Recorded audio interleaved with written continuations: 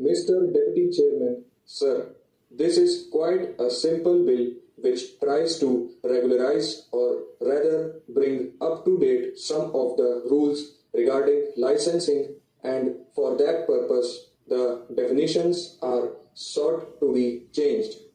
Now it is quite obvious that when these definitions have been adopted, it will give a new type of work to the ministry, and it is in anticipation of this new type of work like telecommunications, television, etc.,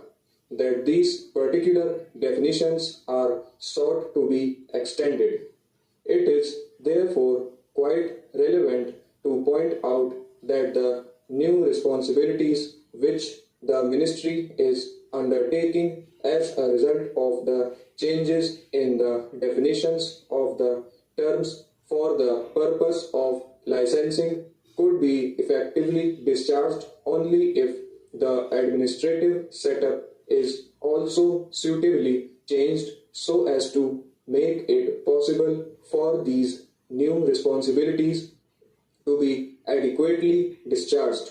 Sir, we know that the zonal system in our telegraph and postal departments still requires a lot of change, and if these new responsibilities are to be adequately discharged, it will be necessary to reorganize and to create some new zones.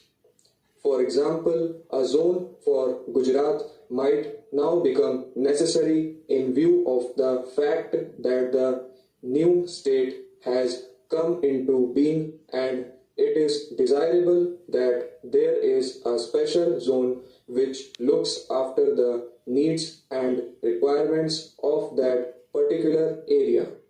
Similarly, there may be other areas also where it may be necessary to create new zones so that administrative bottlenecks could be avoided and new responsibilities could be effectively discharged. Still more important than this reorganization of the administrative setup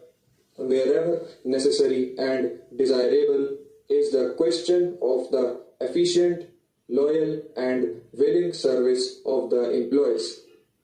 And in that connection, I am sorry to state that some of the aftermath of the central government employees strike still continues even in this department, which creates a certain amount of heart-burning among the employees, and as has been shown through many examples cited by my honorable friend who spoke before me, there is a general impression that the administration of both the post and the telegraph service is deteriorating.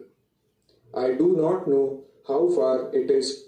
because of the top-heavy nature of the administration, or how far it is because of the dissatisfaction among the employees over some of the policies